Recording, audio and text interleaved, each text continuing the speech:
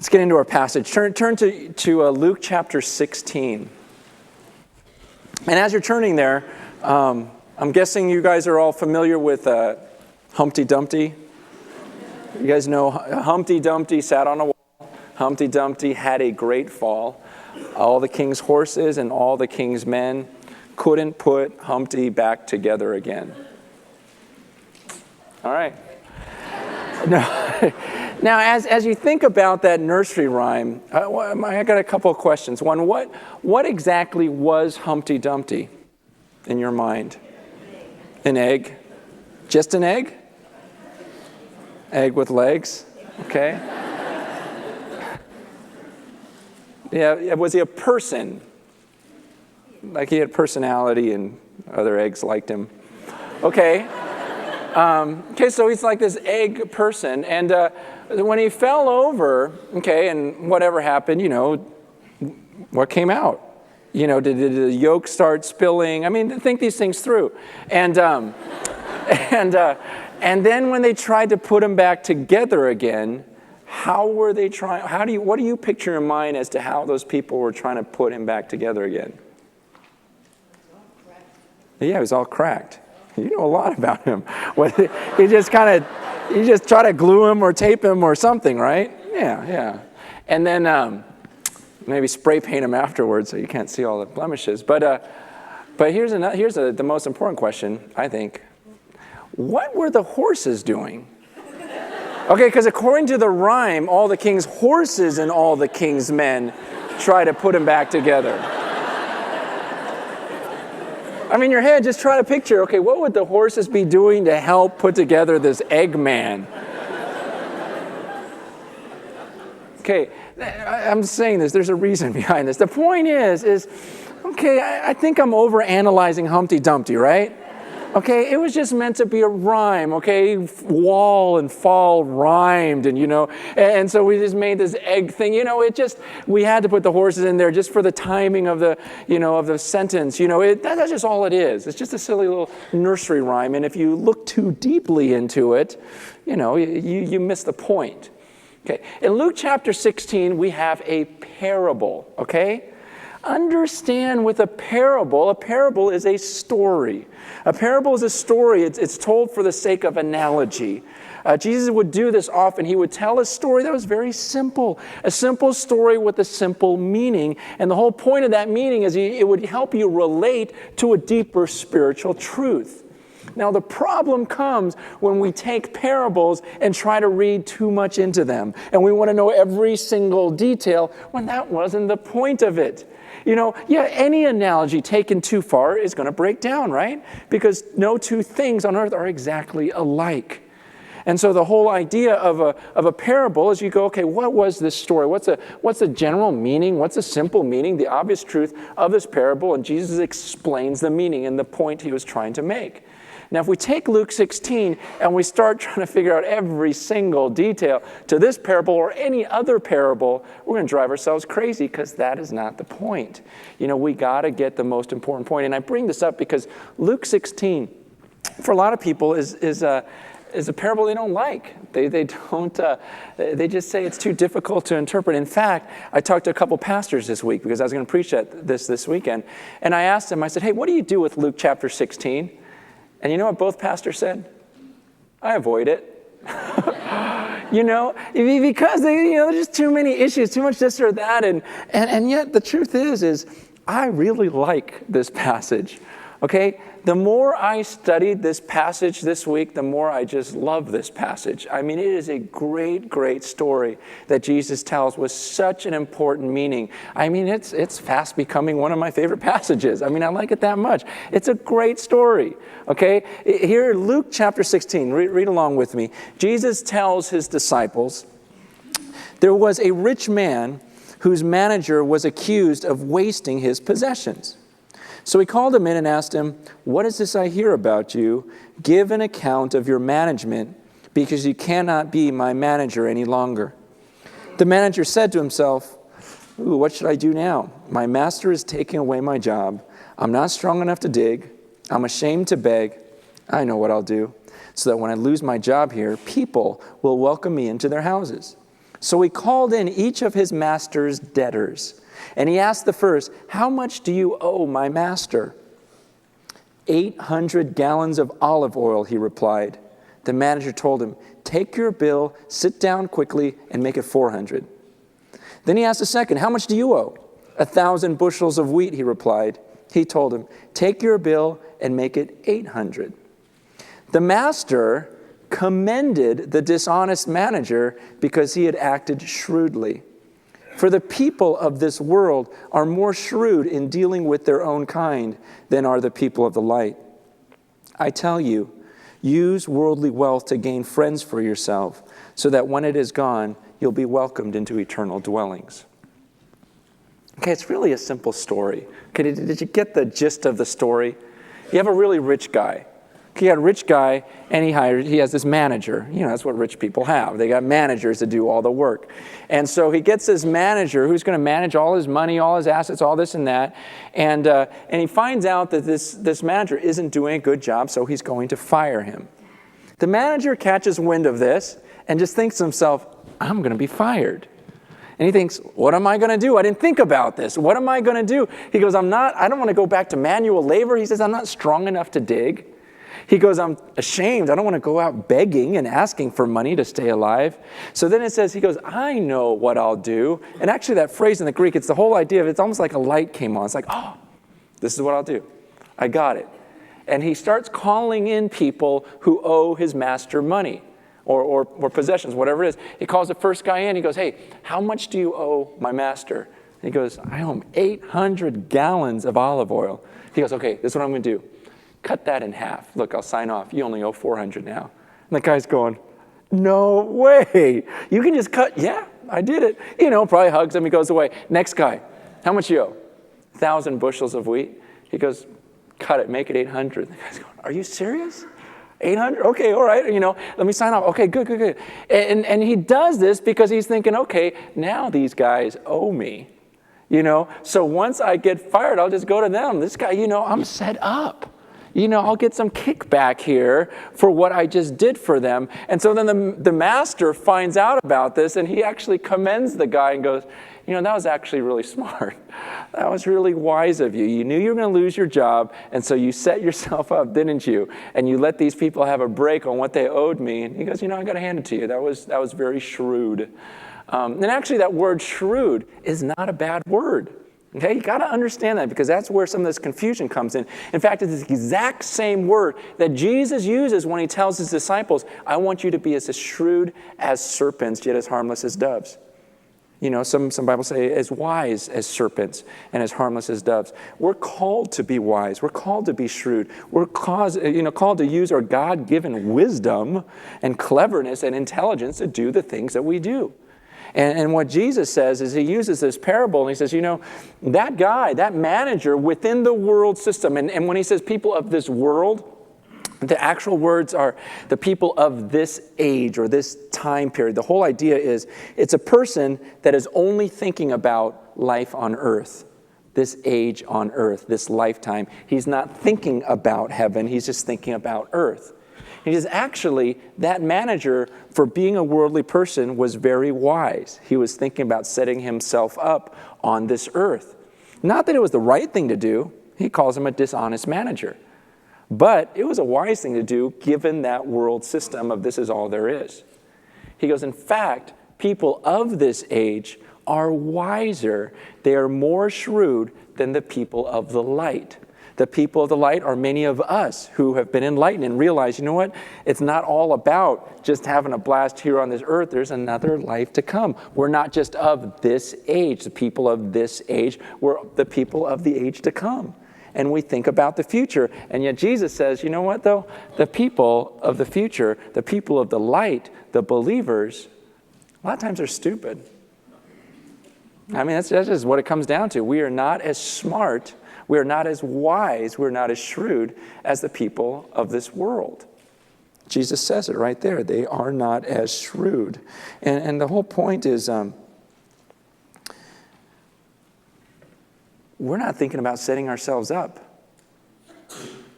See, that manager, he knew. He thought, I'm not going to have my job very much longer. I better do something so I secure my future. The whole point is, listen, you're not going to be on this earth forever. Okay? You're fired. It's just a matter of time when you're going to be leaving this earth. And have you really thought through your future and set yourself up so that once you're done, it says, when that money runs out or when it is gone, actually the word there is to die. So it could refer to the money dying out, or it could refer to the person. Either way, same thing. So that when your life is over, or your money, this earthly age is over with, do you have eternal dwellings in heaven? Are you set up in heaven? So see, the idea is you've got this guy who knows, man, I don't have a lot of time. And it's almost like a state of panic. There's urgency. He's going, man, I got to do something, or my future is dust. And he's saying that's the mentality that if people of the light had the same wisdom, they would be thinking, I don't know if I'm going to be alive on earth tomorrow. My job on earth could be done today. And have I stocked away enough? And have I used, the Bible says there, to use your worldly possessions. Use your worldly possessions to make friends for yourself so that you're set up in heaven. This whole idea is just like that manager used whatever power, and resources he had while he had that job. He used it to set himself up for his life after his job. He's in the same way we should use whatever power, whatever worldly wisdom, this worthless, he calls it, the literal word is unrighteous mammon. There's just this unrighteous money stuff that's of this world. He goes, use that to set yourself up so that you are welcomed with eternal dwellings. That's the point of the parable. And when's the last time you acted like that manager, realizing, I don't have forever here. My job's just about done. I better get ready for the next life. I better start setting myself up there and using my power, using my resources so that I'll be set up in the next life. And Jesus clarifies this even more in the next verse, verse 10. He says, whoever can be trusted with very little can also be trusted with much. And whoever is dishonest with very little will also be dishonest with much. So if you have not been trustworthy in handling worldly wealth, who will trust you with true riches? And if you have not been trustworthy with someone else's property, who will give you property of your own? Okay, this is so important, you guys. Okay, these three verses, this is really summarizing what Jesus is trying to teach in this parable. And you got to get this. Okay, you have to. I've been praying all week that everyone that listens to this message this weekend will understand these verses. Okay, it's imperative. He is saying that the first is very obvious, verse 10. He says, whoever can be trusted with little can also be trusted with much, right? It's like when you work a job. If you're working a job, and your boss sees, oh, you're doing a good job in that lesser position, then he may be apt to bring you to a better position, right? He trusted you with a little, and he's like, oh, he's trustworthy. He did a good job. I'm going to move him up. But what if that guy's not doing a good job? What if you're not doing a good job in that position? Is he really going to move you up? No, because you can't even handle the little things. How am I going to give you more? Okay, anyone who's ever been a manager or a leader of other people, you do the same thing. You go, man, how's that guy doing in his position? If someone excels, doing a great job, it's like, let's move him up. We could use him in this position. It's just a simple fact of life that Jesus is saying, if I can trust someone with a little, then I'll trust him with more. But if he's dishonest with a little, if he's not doing good with the very little, and key word, very little, then he's not going to do good with a lot. And he says, so if you haven't been trustworthy handling worldly wealth, see, the worldly wealth is the very little that he's talking about. He says, then who will trust you with true riches?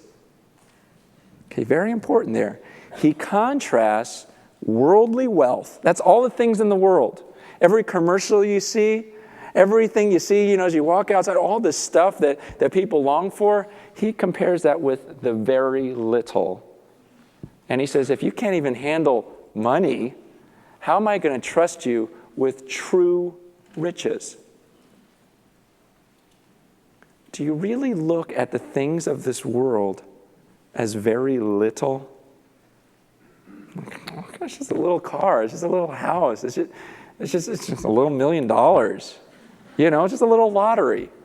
I mean, do you really look at earthly things? God says, in comparison to true riches in heaven, there's a big difference there. Not to change the subject, but how many of you like Krispy Kreme donuts? Okay, all right. I mean, some people are like crazy about them. Okay, the majority of you like them. Okay, what I have under my sheet here is I have some Krispy Kreme donuts and a microwave, because they're only really, I think the only thing that makes them really good is when they're warm. And so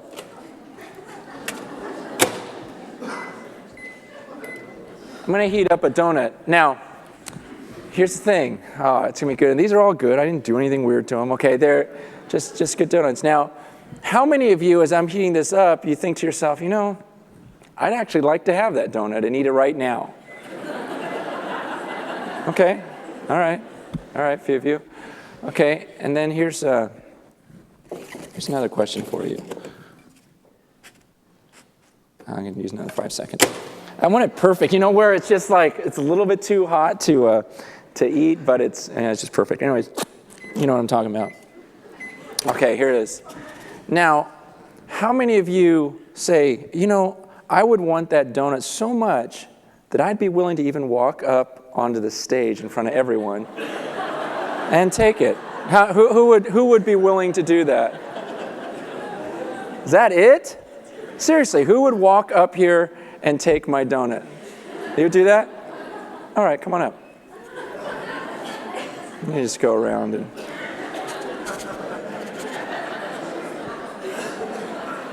And you can seriously eat it, and see, it wasn't that hard. You just walk up here, take the donut, and walk back to your seat. Oh, but wait a second. You can keep that donut, or you could trade it for whatever I put in this box. I'll take the box. You'll take the box. All right. Let's open up the box, see what's in there. Got $100. Here you go, bro. All right. He made the wise choice. It's there. $100. First two services took the donut. Okay. He took the $100. That was good. No, that's good. It's yours. Have fun. Go buy yourself something nice. Buy something for your wife. Okay. Now, I thought this weekend was going to cost me $400. It only cost me $2. Only 2 people took the okay. It was funny because Saturday night I said to, I told Tony what I was going to do, worship leader, and he goes, that'll be cool because no one's going to take the box because no one trusts you, I'm like, yeah, they do. He goes, no, they're going to think you put a piece of manure in there or something, and, But here's the point of this, is God tells us that he's got a box, okay? He's got a box up there. And unlike me, where I just have this box and I go, you know what, I'm not going to tell you what's in there. He tells us what's in there. He goes, the things of this world, it's this worldly wealth. He says, that's very, very little. I'm just seeing how you do with it. And if you do well with it, I've got this box for you. And I promise you, these are true riches in comparison to what's in that box. But a lot of us, we don't trust. It's just like what Tony says. We think he's going to open that box, it's going to be a pile of manure or something that we just go, what am I going to do with that? Like we don't trust that it's really something better. But do you really see, you see, just like so I still have $100 left. So here's $100. I want you to look at something. Here's a donut, and here's $100. Look at the two. Okay? That's the comparison. This is the first time I've actually touched the donut. It's like all hot and... No.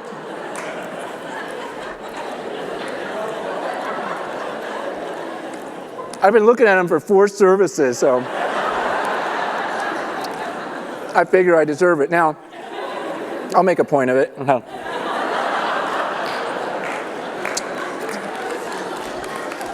Now,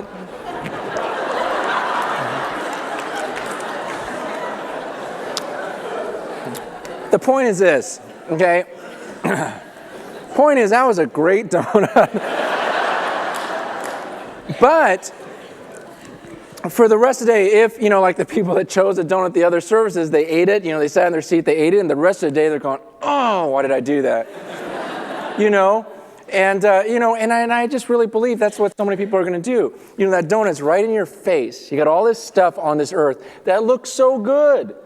I mean, it really does.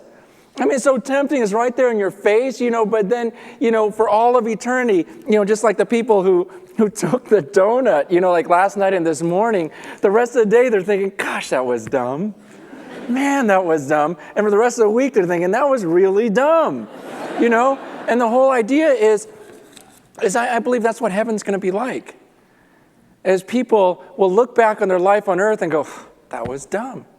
That was so dumb. It was just there in that face. Everyone made it look so good. All that stuff looked so great. I could have just given it to the kingdom. And think of what I would have had up here.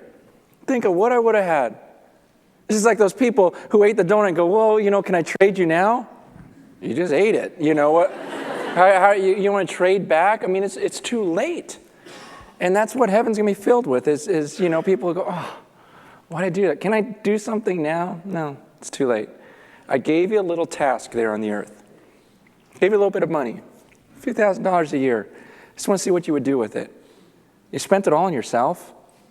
It didn't do any good for the earth. And now you're expecting me to entrust you with true riches? He goes, who's going to do that? Because this is very important that you get this. And I really want everyone in this room to get this point because, okay, see how I'm talking to you right now? Looking you in the face, and we got this relationship.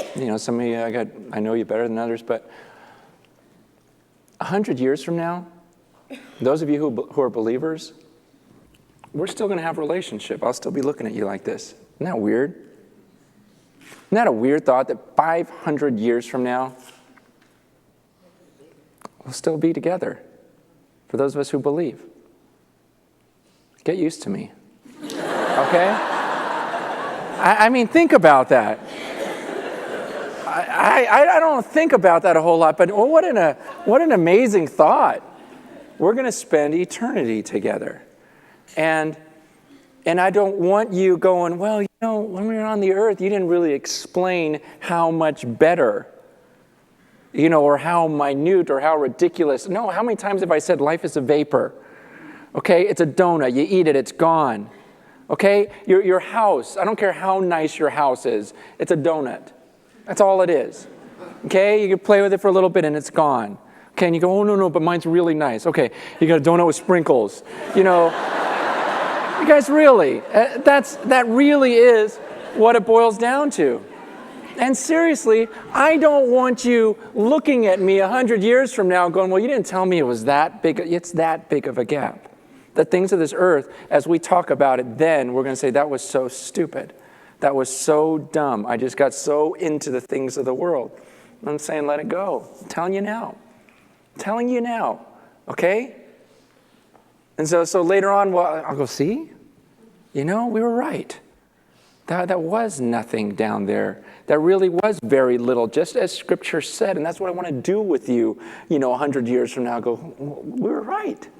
We gave it up for the kingdom. Look at the people we actually used our money for. Look at the people we fed. Look at the people we reached in our own community. Look at all that stuff. It was worth it. And look at our reward now. That's what I want. That's why this is so important. It's also important because I don't want you mooching off of me for millions of years. Can I wear one of your crowns? The whole point is we're all going to be there. And we got to think this stuff through. This is reality, okay? This is not some blind hope that we have. I mean, do you really believe this stuff? And does the way you spend your money show that you believe this stuff? Jesus says, if I entrust you with very little, if you can't be trustworthy with very little, how am I going to trust you with true riches? And the question I want you to ask about that is this. As God looks at how you have managed your money throughout your lifetime up to this point, would he say, he or she's been trustworthy with what they've been given? Think about this. Would God consider you, if this were the last day of your life, and it could be, your job's over today, and would God say, you were trustworthy down there with the money I gave you, that very little stuff that you guys played with on the earth, so I'm going to give you a ton up here? Or would he say, you couldn't even handle money? I gave you that, and you wasted, you spent it all on nothing. So why would I entrust you with more up here for all of eternity? This is serious, serious stuff. He goes on in verse 13, and he says, no servant can serve two masters. Either he'll hate the one and love the other, or he'll be devoted to the one and despise the other. You cannot serve both God and money. The Pharisees, who loved money, heard all this and were sneering at Jesus. And he said to them, you're the ones who justify yourselves in the eyes of men, but God knows your hearts. What is highly valued among men is detestable in God's sight. Okay, first he says, you can't have both. Okay, you can't say, well, I want all this money, but I also want God. Because you can't have those two as masters. They're mutually exclusive. Okay, you can't be out to get everything you can for yourself and also, get everything you can for God. It's one or the other. You're going to end up being devoted to one and hating the other, or vice versa. One quote I read was that it said, money is a wonderful slave, but a terrible master. And that's exactly what this passage is saying. It's a wonderful slave. You can use it as the Bible commands us to. Use your worldly wealth. Use it. Let it be your slave. Use it to do wonderful things with your money. Not selfish things or whatever else, but to do wonderful things. It's a great thing to use. It's just terrible when it consumes you and it becomes your master and you are after it. You're just wanting to do whatever you can to please it, to get more of it. And God is no longer your master. And then it says that the Pharisees hated Jesus' teaching because they loved money. See, there are people who say, I can't stand when the church talks about money. Why? It's just money. It's just stuff. Why does it bug you so much? Is it because you love it? Yeah, and I understand. I mean, I understand, I see some things on TV, some of these guys asking for money, and that's detestable to me as well, the misuse of it. But, it's just money we're talking about here. And it could do some wonderful things. We could reach a ton of people with this stuff. And he says to those Pharisees, he says, you are the ones who justify yourselves before men, but God knows your heart. See, you can always justify your spending before people, but ultimately God knows your real heart.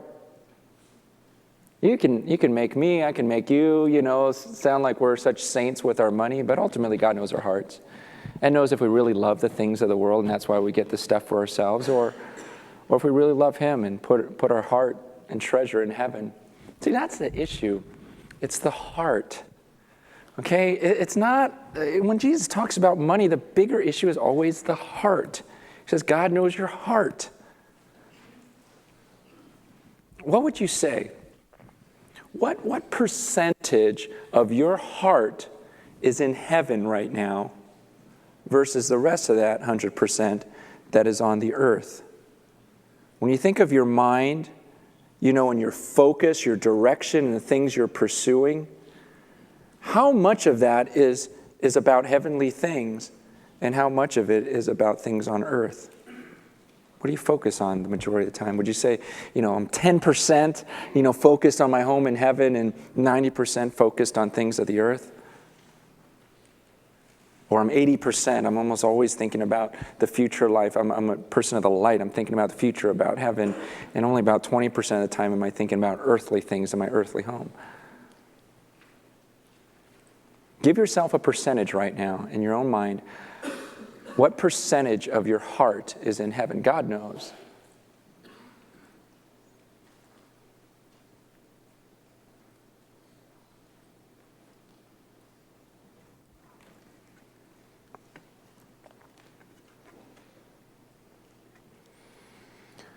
You know, that last phrase too, he says, what is highly valued among men is detestable in God's sight. The things that people value, you know, that they highly value. God says, you know, that's sick in my eyes.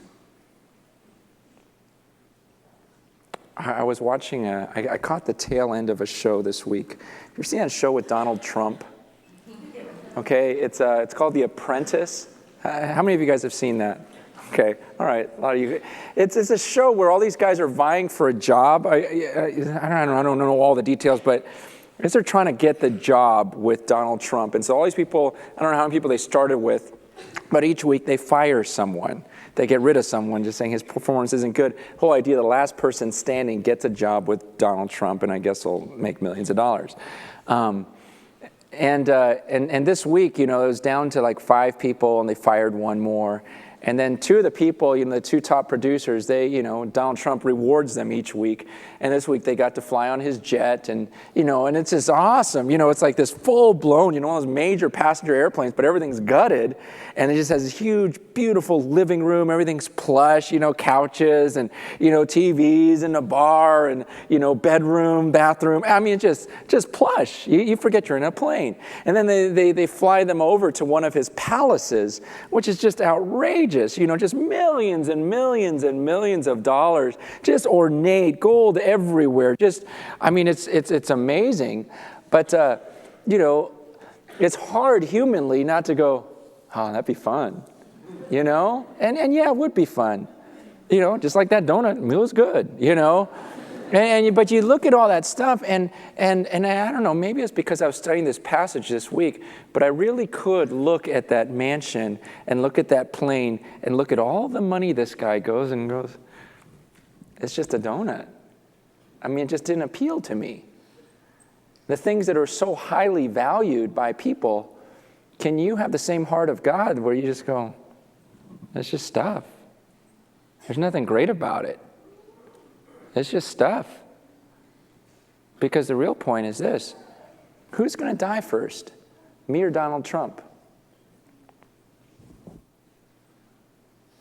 I don't know. Probably Trump. I don't know. He's old. But you know, the answer is, who knows? Who knows, right? The point is we're both going to die. And then when we both die, who's going to be rich forever? You see, it's, you know, we can look at people on this earth, all this stuff, and go, ooh, I'd love to be in their shoes. Really? And just eat it all up real quick? And not ever get to the true riches? Or would you rather just invest, set yourself up for the future? Put your heart, you see, when you start doing that and start giving things to the poor, in fact, some people, they interpret that passage of, use your wealth to make friends for yourself, so that you'll be welcomed in eternal dwelling. Some people interpret that as, giving your money actually to the poor, and so that when those poor believers are in heaven, they actually welcome you in and go, hey, I remember you. You gave me $100 at service. And they'll remember the things that you did at a place where there's true riches. Which is a totally possible interpretation of that passage as well. But the whole idea of, are you doing that? Are you setting yourself up? That's the point of this passage. Are you ready for eternity? Would God say, you know what, you've done great. You've done great with your wealth on earth. Let me give you some real riches. I hope so. And I hope we spend eternity going, oh, that was worth it, huh? That was dumb. I'm so glad I gave that up. Because it was nothing, and it's over now, and forever.